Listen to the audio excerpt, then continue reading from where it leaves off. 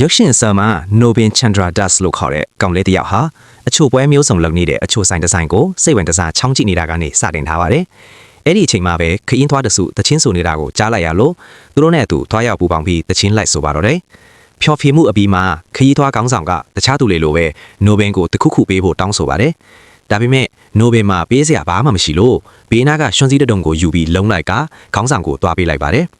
အန်အောစရာကောင်းတာကခေါင်းဆောင်ကသဘောကျသွားပြီးနိုဘင်ဟာလူတွေကိုအစားအစာကျွေးမွေးဖို့မွေဖွားလာသူဖြစ်တယ်လို့ကောင်းကြီးပေးလိုက်ပါတယ်။နှစ်တည်ကြာလာပြီးနောက်နိုဘင်ဟာအရွယ်ရောက်လာပြီးသူ့ဦးတဲ့နီတင်းရဲ့မိသားစုပွဲတစ်ခုအတွက်အစားအစာတွေပြင်ဆင်သိနေပါတယ်။ဖခင်ဖြစ်သူငယ်ငယ်ကလေးကဆုံးဖွားသွားတာကြောင့်နိုဘင်နဲ့သူမိခင်ဟာဦးတဲ့ဖြစ်သူရဲ့မိသားစုနဲ့အတူနေထိုင်နေကြတာပါ။မိသားစုပွဲမှာနိုဘင်ကထူးခြားတဲ့ဟင်းလျာတစ်ခုကိုဖန်တီးခဲ့ပြီးအဲ့ဒီအားလုံးကသဘောကျခဲ့ကြပါတယ်။သူတို့ကဦးလေးနေတင်စီလာပြီးစာပုံမှုကိုချီးကျူးခြင်းကြောင်းနဲ့စုမွေပေးခြင်းကြောင်းပြောကြတဲ့အခါကောက်ကြည့်တဲ့ဦးလေးထစ်သူကတခြားတစ်ယောက်ကိုစာပုံမှုအဖြစ်မိတ်ဆက်ပေးပြီးနိုဘင်ရဲ့စ조사မှုကိုယူငင်သွားပါတယ်။နိုဘင်ဟာအရန်ဒေါသထွက်သွားပြီးမြဲဘာမှမပြောနိုင်ပဲဦးလေးကိုစိုက်ကြည့်နေုံသာတတ်နိုင်ခဲ့ပါတယ်။ပွဲအပြီးမှာနိုဘင်ကဦးလေးကိုဘာလို့ဒီလိုလုပ်ရတယ်လဲလို့မေးတဲ့အခါဦးလေးကသူ့တူကိုသူများအထွတ်ဟင်းချက်ပေးတဲ့သူအဖြစ်အတိအမှတ်မခံချင်ဘူးလို့ပြန်ဖြေပါတယ်။နိုဘင်ကတော့သူဟင်းချက်ဟာတာကိုမျက်နှိုးကြောင်နဲ့အချိုပွဲလုပ်တဲ့ concessionaire တယောက်ဖြစ်ချင်ကြောင်းပြောလိုက်ပါတယ်။ဒါကိုကြားတော့နီတင်ကသူတို့ဆွေမျိုးထဲမှာအချိုပွဲလုပ်တဲ့သူတယောက်မှမရှိခဲ့ဘူးကြောင်းဒါဟာအစ်စ်နှင်းတဲ့အလုပ်ဖြစ်ကြောင်းတကယ်လို့နိုဘင်ကဒီအလုပ်ကိုလုပ်ချင်တယ်ဆိုရင်သူ့အမေနဲ့အတူသူတို့မိသားစုနဲ့ပတ်သက်သမျှအားလုံးကိုစွန့်လွတ်ပြီးထွက်သွားရမယ်လို့ပြက်ပြက်သားသားပြောလိုက်ပါတယ်။ဒေါသထွက်သွားတဲ့နိုဘင်ဟာမိခင်ဖြစ်သူကဖြောင်းပြဲနေတဲ့ကြားမှာပဲဦးလေးအိမ်ကနေထွက်လာခဲ့ပါတယ်။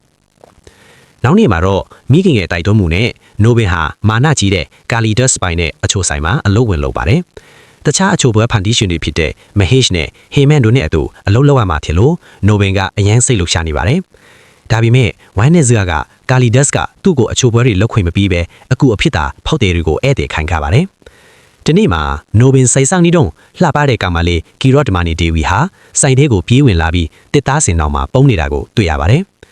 သူမဟာဧည့်သည်ဖြစ်ကြောင်းနဲ့ဆိုင်မှာအကောင်းဆုံးအချိုပွဲကိုကျွေးဖို့တောင်းဆိုပါတယ်။စိတ်လှုပ်ရှားသွားတဲ့နိုဘင်ကလည်းအချိုပွဲတွေကိုတစ်ခုပြီးတစ်ခုချပြပေးမယ်။ကီရော့ကဘာကိုမှသဘောမကျပုံရပါဘူး။နောက်ပိုင်းမှာအဲ့လာအားလုံးကအချိုတွေကိုအလကားစားခြင်းလို့ကီရော့အကွက်ဆင်းထားလာဆိုတာသိလိုက်ရပါတယ်။သူမဟာလိန်မာပါနဲ့စွာဆိုင်တဲကနေထွက်ပြေးသွားပါတော့တယ်။ကာလီဒတ်စ်ထီသွားတဲ့အခါနိုဘင်ကိုပတ်စံပြင်းရအောင်တောင်းဖို့ချင်းချောက်တာကြောင့်နိုဘင်လည်းကီရော့ကိုလိုက်ရှာပြီးမိခင်ဖြစ်သူကနေပတ်စံပြင်းရတောင်းယူနိုင်ခဲ့ပါတယ်။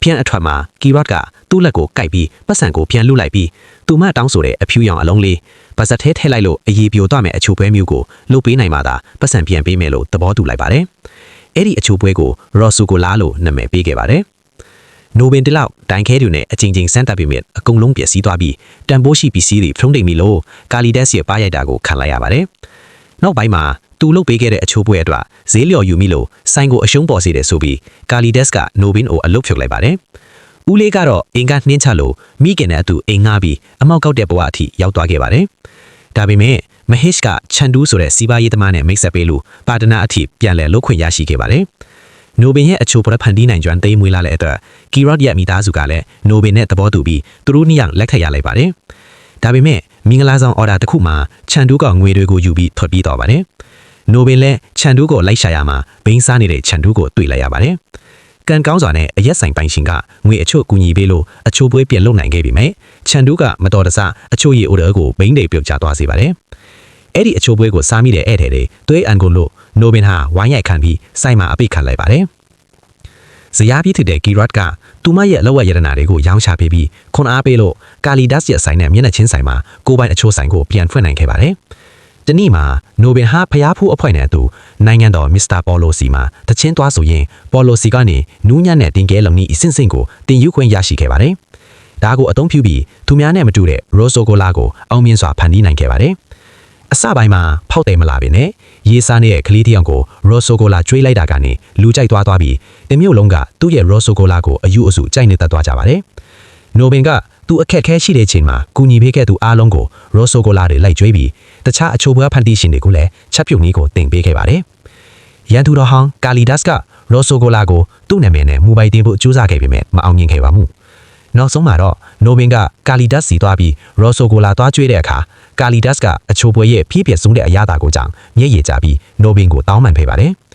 နိုဘင်ကလည်းချက်ပြုတ်နီးကိုတင်ပေးလိုက်ပါတယ်။တနေ့မှာတထောင်ပုံစံနဲ့လူတယောက်ဆိုင်ကိုရောက်လာပြီးကြီးလိုက်တော့သူ့ကိုဒုက္ခပေးခဲ့တဲ့ချန်တူးဖိနေပါတယ်။ချန်တူးကအမှန်တိုင်းဝန်ခံတောင်းပန်တဲ့အခါနိုဘင်ကဒေါသမထွက်ပဲခွင့်လွှတ်လိုက်ပြီးအဲ့ဒီနေ့ကလုတ်ခဲ့တဲ့အချိုပွဲကိုချန်တူးရဲ့နာမည်ရင်းဖြစ်တဲ့ဘိုင်ကွင်တာဘော့အချိုပွဲလို့နာမည်ပေးလိုက်ပါတယ်။ရုပ်ရှင်ရဲ့အဆုံးသတ်မှာတော့နိုဘင်ဟာရောက်ခိုင်မှာရှိနေတဲ့ကီရော့စီကိုဘိုင်ကွင်တာဘော့အချိုပွဲလေးယူပြီးချော့ဖို့သွားပါတယ်။ကီရော့ကအချိုပွဲကိုစားကြည့်လိုက်တဲ့အခါပျော်ရွှင်သွားပြီးနိုဘင်ကိုခွင့်လွှတ်လိုက်ပါတယ်။သူမကခင်မင်တစ်သူကိုဒီအချိုပွဲမှာဘာတွေပါတယ်လဲလို့မေးလိုက်တဲ့အခါနိုဘင်ကမေတ္တာတရားနဲ့ပဲဖန်တီးလို့ရပါတယ်လို့ပြန်ဖြေစွာနှွေးထွေးစွာစက်သိမ်းသွားပါတော့တယ်။